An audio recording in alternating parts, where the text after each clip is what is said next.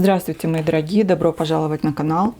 Сегодня у нас расклад, который называется «Перемены, которые готовы войти в вашу жизнь» или же «Решение, которое изменит все». Расклад подойдет тем, кто на пороге каких-то решений и чувствует, что перемены назрели. Может быть, вы не решаетесь что-то изменить в своей жизни. Вот мы посмотрим, что назрело и что будет, если вы все-таки примете это решение. Конечно, решение всегда остается за вами. Это только вам решать. Но Таро нам могут подсказать какие-то варианты. Итак, давайте будем задавать вопросы. Первый вопрос. Что назрело? Что подталкивает вас к решению? Какие перемены, возможно, вы чувствуете уже на подходе? Что назрело? Смотрите, конечно же, назрело какое-то решение, потому что ситуация, в которой вы сейчас, никуда не двигается, не развивается, и даже вы ощущаете себя жертвой этой ситуации, жертвой обстоятельств. И вот, пожалуйста, решение, выбор. Вы стоите перед этим выбором, который вы из-за страхов, из-за неуверенности, вы боитесь сделать. Вы боитесь сделать выбор и принять какое-то решение. Это может быть связано с отношениями, это может быть связано с работой. Все зависит от вашей ситуации.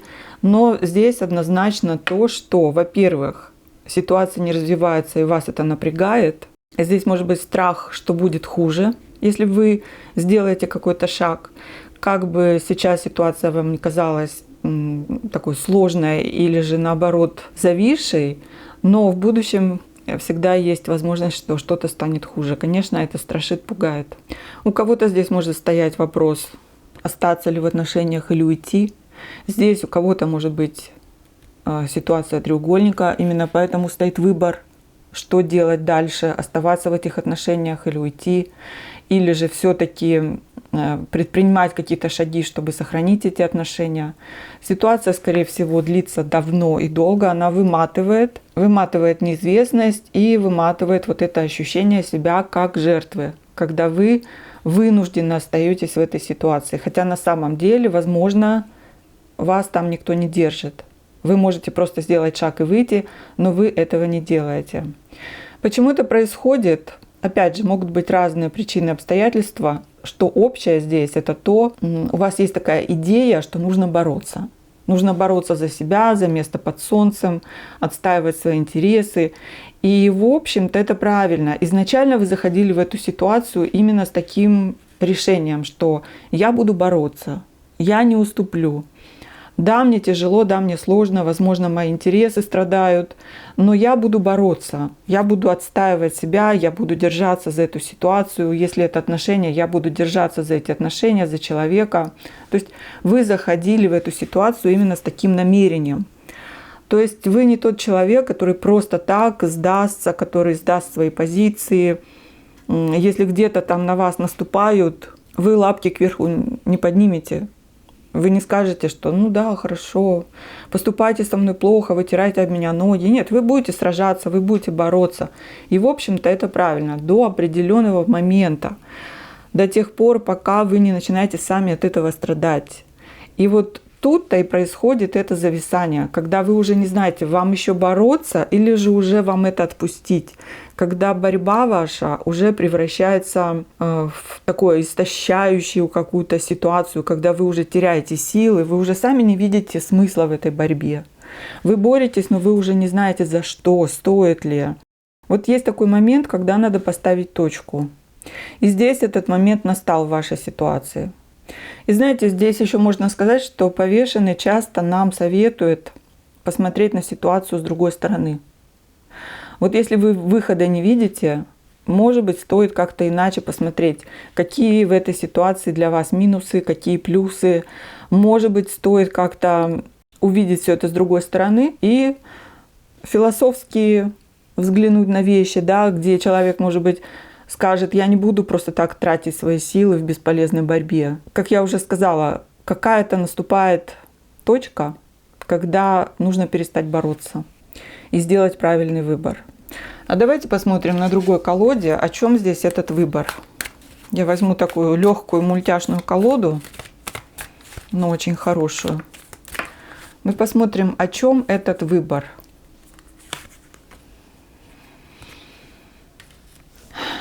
А выбор о новых возможностях. И вот смотрите, опять та же семерка жезлов. Вот смотрите, здесь выбор так стоит. Или вы продолжаете бороться, сражаться за то, что вообще-то уже уходит, да, вы уже сами устали. Или же здесь появляются какие-то новые возможности. То есть вы закрываете одну дверь, открывается другая дверь. Здесь у нас туз пентаклей. Это новые шансы, новые возможности. Это какая-то дорога в будущее, в потенциал. Чего бы это ни касалось, работа, новое жилье, новые отношения.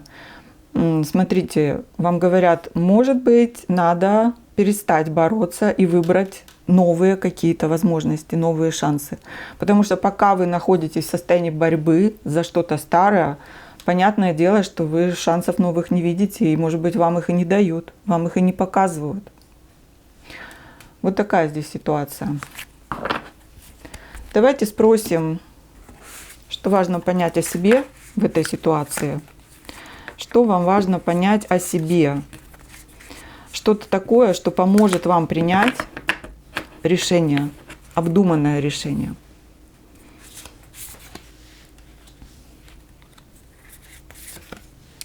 Рыцарь жезлов, туз мечей и шестерка чаш. Ну, во-первых, знаете, вот здесь есть такая правда, когда вы проявляли какую-то активность, вот ту же самую борьбу, но у меня такое чувство, вы скакали не в ту сторону. И вот есть момент, как я уже говорила, вот точка, когда нужно остановиться и просто подумать и принять решение, а туда ли я мчусь. Потому что вот здесь мне явно показывают, что вы как будто не за то боролись, вы не за то сражались. И вы, вот как этот рыцарь, да, вы мчались со своей палицей наперевес. То есть вы вкладывали кучу энергии, кучу усилий, весь свой огонь, все свое желание, всю свою активность, но вы как будто не туда вкладывали, потому что вы здесь мчитесь в обратную сторону. Не туда, куда надо, не в будущее, а куда-то в другую сторону. Как будто бы от себя. И вот что вам надо понять о себе, это честно посмотреть, что я реально делаю, что мне это дает, от чего я бегу или что мне дало вот это вот мое промедление или мое сражение, что мне дала эта борьба или вообще что мне дает то, что я бездействую. Потому что по сути вы бездействуете, да, то есть вы боретесь вроде бы, но ничего не меняется, ситуация все равно зависшая, она не меняется в вашу пользу. И вот что мне это дает? Может быть, у вас есть даже какие-то скрытые бонусы, в которых вы сами себе не признаетесь. Какая-то скрытая выгода. Да, потому что это часто бывает такое. Ну, просто честно посмотреть на себя, что-то понять о себе, для чего вам это было нужно, и то ли это, чего вы хотите. Принять решение. Потому что мне кажется, что здесь ваши обстоятельства, они только в том, что вы не принимаете решения. Это не потому, что вы связаны по рукам и ногам. Может быть, вам так кажется, но на самом деле вы можете принять это решение. Честно посмотреть на себя и на свои мотивы.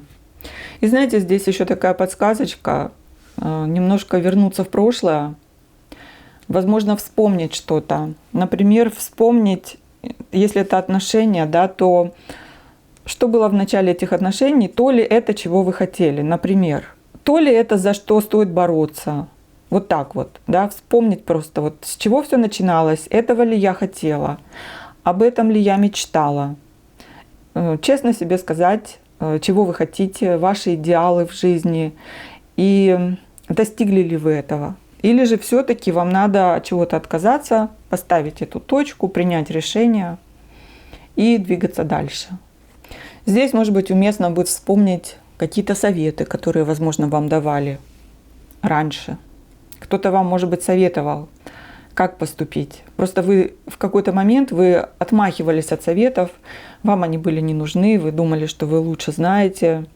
Вы не хотели слышать их, скажем так. Мы всегда слышим только то, что хотим услышать. Вы могли чего-то не слышать. Вернитесь в прошлое. Там есть какой-то ключик в вашем прошлом. Ключик, ответ к тому, какой правильно будет сделать выбор. Что еще здесь важно понять о себе? Вот опять же, возвращаясь в прошлое. Подумайте, может быть, у вас когда-то была мечта. И вы ради этой мечты, вы вот стремитесь к ней, да? Как вот здесь, вы за нее боретесь, за эту мечту. Не замечая того, что вообще-то это совсем не то, о чем вы мечтали. Понимаете? То есть вы как будто этого не замечаете. На самом деле, может быть, это вообще не та ситуация. Может быть, это не тот человек. Вы себе его придумали. В общем, здесь ситуация такая, что вот правда. Есть какая-то правда, которую вам надо понять о себе. Давайте посмотрим, почему отсылка в прошлое. Что там? Что там можно увидеть, найти, понять? Карта Шута. Ну вот, во-первых, да, какая-то мечта. Какая-то ваша мечта, за которую вы продолжаете цепляться. Может быть, это вовсе и не то вообще. Да? Не то, о чем вы думали. Опять же, новое начало. То есть вот в прошлом когда-то вы были человеком, который не боялся начинать с нуля, который не боялся пробовать, у которого было больше оптимизма, верил в себя больше, возможно. Может быть, вам надо вернуться к этой вере в себя и не бояться начать что-то, сделать шаг по Шуту, сделать шаг. Так же, как и здесь, взять новый шанс.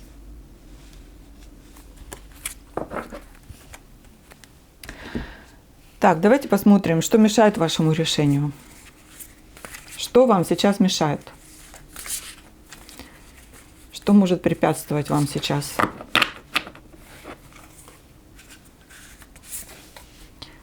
Что мешает? 7 чаш, 8 мечей и колесо фортуны. Ну, здесь все очевидно. Во-первых, есть надежда, что все изменится. Вот если я еще немножко подожду, если я еще ничего делать не буду, немножечко еще потерплю, повешу вот здесь в повешенном, еще поборюсь чуть-чуть, то тогда, может быть, все изменится. Вот это надежда, да, цепляние за какую-то свою идею, за свою мечту, как я вот уже говорила. Вам очень тяжело ее отпустить, эту мечту. Опять же, чего бы это ни касалось, отношений, значит, вот мечта о любимом человеке, что он тот самый, хотя, может быть, он вовсе и не тот. И вот эта надежда в вас живет, вы за нее цепляетесь. Это нормально, это тяжело осуждать даже, это происходит со всеми, но тем не менее, вот вам кажется, что, ну, может быть, еще чуть-чуть, и все поменяется. Все поменяется в мою пользу, все наладится, и, наконец-то, вот осуществится та мечта. Вы думаете, что у вас нет выхода, что у вас нет выбора. Ой, кстати, я сказала, что это 8 мечей. Нет, я ошиблась, это 2 мечей. Я не знаю, почему я вдруг сказала 8. Конечно, это 2 мечей. То есть вы думаете, что у вас нет выбора, что у вас нет выхода, что ситуация та же, как вот здесь, в повешенном, что она такая, вы не можете никуда ступить ни вправо, ни влево, вы ничего не можете изменить. Вот опять же ощущение себя как жертвы.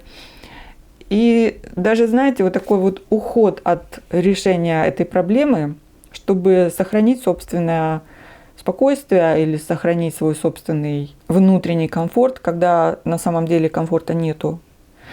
То есть вот так здесь. Это такое осознанное, я бы сказала, ничего не делание. Именно оно вас держит в этой ситуации. Ну и 7 чаш, что делать дальше? С одной стороны, вроде бы, казалось бы, открывается много дорог, да, есть выбор, и я могу и туда пойти, и сюда пойти, и это выбрать, и то. То есть вы понимаете, что, конечно, выбор есть, но именно выбор вас пугает, потому что здесь уже выбор не из 2, а выбор из многих составляющих. И для некоторых людей очень тяжело сделать выбор, особенно если много выборов, да, то чем их больше, тем тяжелее сделать какой-то выбор и принять какое-то решение. Особенно если вы весы по знаку зодиака. Здесь может быть такой человек. Могут быть здесь весы, кто меня сейчас смотрит. То есть это тоже отпугивает. Понимаете? То есть вам говорят, что выбор всегда есть, двигайся вперед. И вот именно это вас отпугивает. Большой выбор, много возможностей. Что, если я сделаю шаг? Что мне выбрать? Куда мне пойти? То есть вот это все. И может быть, оно все само как-то наладится. То есть вы как будто бы отдаете решение этой ситуации в руки судьбы, убедили себя, что от вас ничего не зависит. Вы это сделали сознательно или подсознательно, но тогда, смотрите, если судьба за вас должна все решить, то тогда вам же ничего не надо делать. Тогда можно просто сидеть и ждать. Это такой легкий, но очень обманчивый путь. Кажется, что он легкий, но он на самом деле ведет в никуда. Это тупик. Поэтому вас уже подталкивают к решению.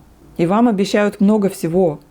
Вам говорят, всегда есть выбор, всегда есть шансы. Сделай этот шаг. У тебя будет выбор из многих каких-то вариантов. Поэтому да, но у вас это пугает. Давайте посмотрим, как изменится ваша жизнь, если вы сделаете шаг. Если вы совершите какой-то свой выбор, сделайте выбор и сделайте шаг. Как изменится ваша жизнь? Что начнет происходить? О, смотрите, вот он. Вот он, тот же самый туз пентаклей. Появится шанс, появится много шансов.